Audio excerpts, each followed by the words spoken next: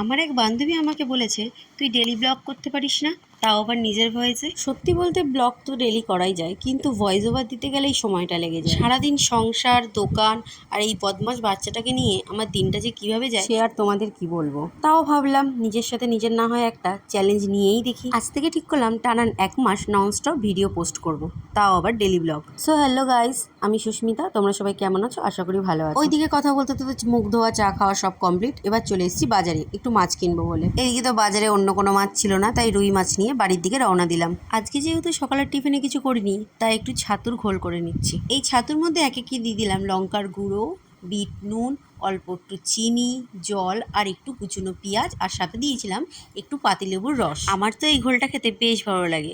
তোমাদের কেমন লাগে অবশ্যই কমেন্ট করে জানাবে। এদিকে আমার মাছ ভাজা প্রায় হয়ে গেছে। এবার চলে আসলাম একটু ঘষা মাজার দিকে। তোমরা নিশ্চয়ই ভাবছো মাছ ভাজা থেকে ডাইরেক্ট ঘষা মাজার দিকে, ঝাঁট দেওয়ার দিকে কী করে চলে আসলো। আসলে কিছুটা সময় ফোন আমার ছেলের কাছে ছিল, সেই জন্য আর মাঝখানের ক্লিপগুলো কিছু নেওয়া হয়নি। জানি এই বয়সে ফোনটা দেওয়া ঠিক নয়, কিন্তু কি করবো বলো, ঘরের কাজ করার জন্য মাঝে মাঝে বাধ্য হয়ে দিতেই হয়। তোমাদেরকে তো আর একটা কথা বলতে ভুলেই গেছি। এবার থেকে ঠিক করেছি, যারা যারা আমার ভিডিওতে কমেন্ট করবে তাদের প্রোফাইলগুলো আমি আমার ভিডিওতে শো করব। যারা যারা আমাকে এই প্ল্যাটফর্মে সাপোর্ট করবে তাদেরকেও আমি ফুল সাপোর্ট করব। এদিকে আমার ঘরের ঠাকুরকেও পুজো দিয়ে দিলাম। এরপরে চলে যাব দুপুরের ভুড়ি ভোজে।